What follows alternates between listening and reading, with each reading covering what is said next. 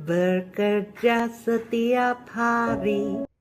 Sebelumnya saya mengucapkan turut berduka cita buat sedulur kita yang kemarin meninggal ya.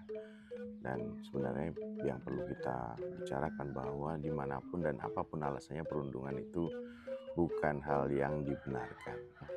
Terjadinya kejadian kemarin itu pasti ada satu hal yang mendasari, baik dari masalah perilaku maupun masalah kejiwaan sendiri. Dan hal itu mestinya kita juga berpikir bahwa ada apa sebelumnya dari teman-teman ini, terus kemudian ada apa juga kenapa sampai ada dorongan untuk melakukan tindakan itu. Dan di sini perlu kita bahas bahwa kejadian orang mengakhiri kehidupannya itu dari penelitian sebelumnya pasti terjadi ada satu poin di mana dia depression dulu, sepertinya begitu. Jadi ada sebab di mana dia melakukan hal itu, yaitu depression, seperti itu. Nah, kenapa bisa terjadi depression?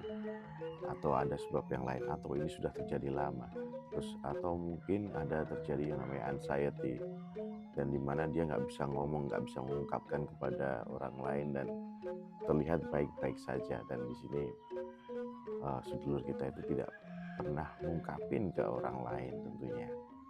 Nah, di sini kewaspadaan kita terhadap sedulur-sedulur kita yang sedang dalam kondisi anxiety atau depression ya, mungkin kita nggak boleh ya sembarangan langsung nuduh seseorang itu ketika dia sedang berjuang dalam depressionnya atau anxiety-nya itu, dan mungkin dia merasa terlihat baik-baik saja, dan hal itu ya seakan nggak terjadi apa-apa. Makanya terus kita jadi asal ngomong, asal bicara gitu ya, terus ngomentarin hal-hal yang mungkin nggak perlu gitu ya. Jadi hal ini bikin sedulur kita mungkin semakin parah kondisi depresinya ya.